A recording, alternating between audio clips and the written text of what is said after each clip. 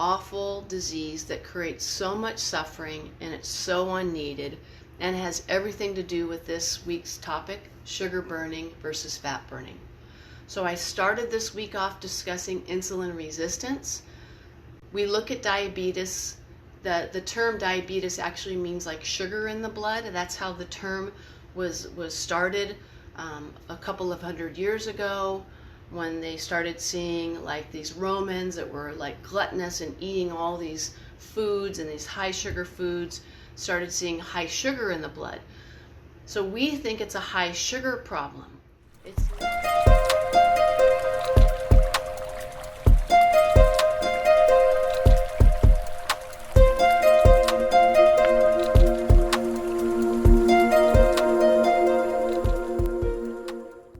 Hello, this is Dr. CJ Benkert with Pura Vida Wellness, and we are continuing our discussion on the 12 core concepts that allows you to live your purest, healthiest, most amazing, energy-filled, joy-filled life.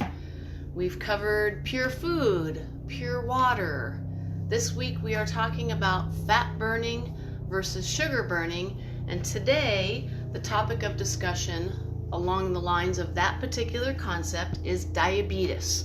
So we started off with the sugar burning versus fat burning concept, talking about insulin resistance. And then we looked at the dangers of sugar and what that looks like in your body. And then how your body uses fat for fuel. That was the third topic. Now we're going to talk about diabetes. And it's perfect timing because I am finalizing my book on diabetes. It's going into for formatting within the next week. Helen, hello there. How are you? Thank you for watching. I appreciate it very much. So my book on diabetes, it will be completely ready to go in print. I would say, what are we, the end of September, by the end of October. So let's just say 2021, my book on diabetes will finally be done. You can finally read it. So what I thought I'd do today, since today's topic is diabetes, which has everything to do with sugar burning versus fat burning, I'm going to read you a little bit of my book. So chapter 4 of my book, which is titled The Diabetic Weight Loss Solution: How to Lose Weight Fast and Get Your Numbers Under Control. I've spent a lot of time and a lot of energy, and I put a lot of my heart into this book. The reason I'm so passionate about diabetes is because I've lost family members to diabetes. So let me just read you a few paragraphs from my book. I think it's perfect and it's very fitting. So chapter 4, Causes of Diabetes and Weight Loss Resistance. What's going on in our world today that so many people are getting sick of dying of cancer, diabetes, heart disease, stroke, autoimmune, to name just a few of the conditions plaguing our population. Over 30 million people, close to 10% of the population in the United States, have diabetes. And it's costing the U.S. economy, you and me, over $327 billion a year. Obesity is on the rise. 7 out of 10 Americans are either overweight or obese. Being obese or overweight leads to the top killers in the United States. Lori, hello. Thank you for watching. I mean, seriously, what the heck happened? We're in a world of hurt and things are getting worse, not better.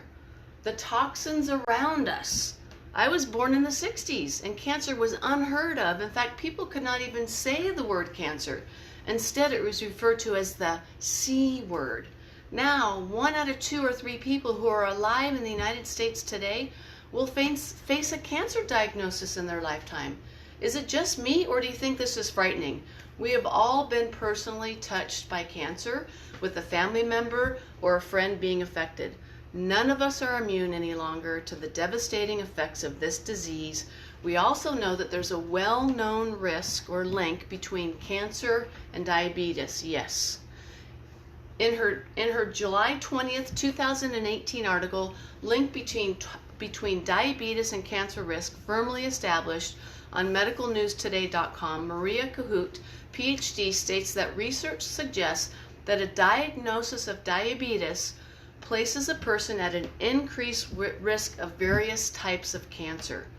Now a review analyzing the data collected by 47 studies from across the globe, including the United States, United Kingdom, China, Australia, and Japan, to name but a few, confirms beyond doubt that diabetes heightens the risk of cancer. The study authors note that women with diabetes are especially affected. They appear to be more exposed than men to the development of malignant tumors. The findings of this global review, which assessed the health-related data of almost 20 million people, are discussed in a paper now published in the journal Diabetologia. NutritionFacts.org states that according to a 2010 report of the National Cancer Institute, 3 out of 4 Americans don't eat a single piece of fruit in a given day. Nearly 9 out of 10 do not even reach the minimum recommended daily intake of vegetables. On a weekly basis, 96% of Americans don't reach the minimum for greens or beans, which is 3 servings a week for adults. 98% don't reach the minimum for orange vegetables, which is 2 servings a week, and 99% don't reach the minimum for whole grains, about 3 to 4 ounces a day. The SAD, the Standard American Diet, is one of the main culprits to the plight of Americans and their poor health. The American culture of processed food and snack food took off in the 60s. Before snack foods, most Americans they ate fresh food from local farms.